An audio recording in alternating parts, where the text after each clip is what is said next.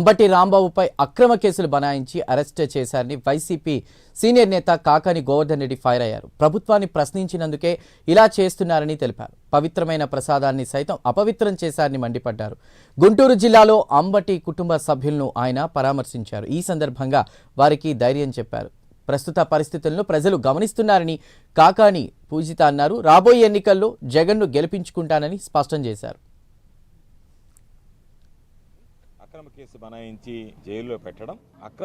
బనాయించి జైల్లో పెట్టడంతో పాటు ఆ ఇంటి మీద కుటుంబం మీద ఆయనకు సంబంధించినటువంటి వస్తువుల మీద దాడి చేయడం, ఈ నేపథ్యంలో ఆ కుటుంబ సభ్యుల్ని కలిసి వాళ్ళని పరామర్శించి ధైర్యం చెప్పాలి అని చెప్పి ఈరోజు నేను నాతో పాటు నా కుమార్తె పూజిత ఇక్కడికి రావడం జరిగింది. కూటమి ప్రభుత్వం అధికారంలోకి వచ్చిన తర్వాత దౌర్భాగ్యమైనటువంటి పరిస్థితులు అంటే ఈరోజు స్పష్టంగా సమాధానం చెప్పాల్సింది రాంబాబు గారు అనేక రకాలైనటువంటి ప్రశ్నలు ఈ ప్రభుత్వానికి సంధిస్తున్నాడు. ఈ ప్రభుత్వాన్ని ప్రశ్నిస్తున్నాడు. చంద్రబాబు నాయుడు చేసినటువంటి మోసాల మీద అయితేమి, చంద్రబాబు నాయుడు ఇచ్చినటువంటి హామీల మీద అయితేమి, చంద్రబాబు నాయుడు చేస్తున్నటువంటి విధానాల అయితేమి, చంద్రబాబు నాయుడు బొంకుతున్నటువంటి అబద్ధాల విషయంలో కానీ, చంద్రబాబు నాయుడు గారు పాల్పడుతున్నటువంటి అవినీతి విషయంలో కానీ ఈ ప్రభుత్వం అన్నింటినీ ప్రతిరోజు ప్రశ్నిస్తున్నారు.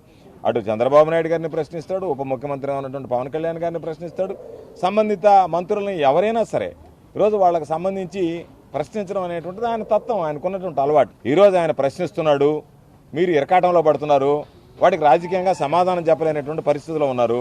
కాబట్టి మీరు ఈరోజు ఒక పోలీసును ప్రయోగించి ఇళ్ల మీద దాడులు చేయించి వాళ్ళ ప్రోద్బలంతో పోలీసు దగ్గరుండి దాడులు చేయించి ఈరోజు మీరు చేస్తున్నటువంటి ఈ రావణ కాష్టం లాంటి ఈ ఏదైతే ఈరోజు మీరు నాంది పలికారో భవిష్యత్తులో దీనికి సంబంధించినటువంటి భారీ మూల్యం చెల్లించుకోవాల్సినటువంటి పరిస్థితి ఏర్పడుతుంది. జరిగితే యాక్సిడెంట్ అంటాం, 2 సార్లు జరిగితే యాక్సిడెంట్ అంటాం. ప్రతిసారి ఇట్లే జరుగుతుందంటే it is a planned plot. అది అందరికీ అర్థమవుతుంది, ప్రజలకు కూడా తెలుస్తుంది. పోలీసులు ఎక్కడ ఉన్నారు, లేకపోతే దీనికి సంబంధించిన వాళ్ళు ఇటు వచ్చి ఇష్టారాజ్యంగా చేస్తుంటే వాళ్ళ మీద కేసులు ఎందుకు పెట్టలేదు అనేటువంటి క్వశ్చన్ ప్రతి ఒక్కరిలో ఉంది. ఈ రోజు మేం మాట్లాడట్లేదు, ప్రజలు మాట్లాడుతున్నారు. అన్యాయం అయ్యా ఇది.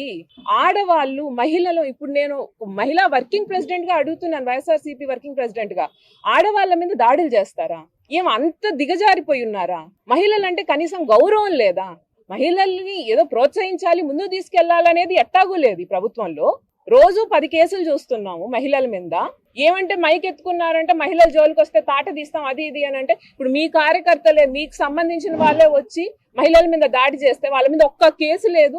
కనీసం న్యాయంగా అనిపిస్తుందండి ఎవరికైనా? వినడానికైనా చాలా ఎంత విచిత్రంగా ఉంది. ఈ రోజు మీరు మమ్మల్ని ఎంత అనగదొక్కినా, ఎంత భయపెట్టినా భయపడే ప్రశ్నే లేదు. తాటాకు బెదిరింపులకు మేము ఎవ్వరం భయపడము. ఈ రోజు మేము ఒక్కొక్కళ్ళము సైన్యంలాగా తయారయ్యి రేపు పొద్దున్నే మీ అన్యాయాల్ని ప్రశ్నిస్తాము. మిమ్మల్ని ఖచ్చితంగా ప్రజల ముందు తీసుకొని వచ్చి మీరు చేసే ప్రతి తప్పుని సాక్ష్యాధారాలతో నిరూపించి ఆ రోజు మీకు శిక్ష పడే రోజు మీరు ఎవ్వరి దగ్గర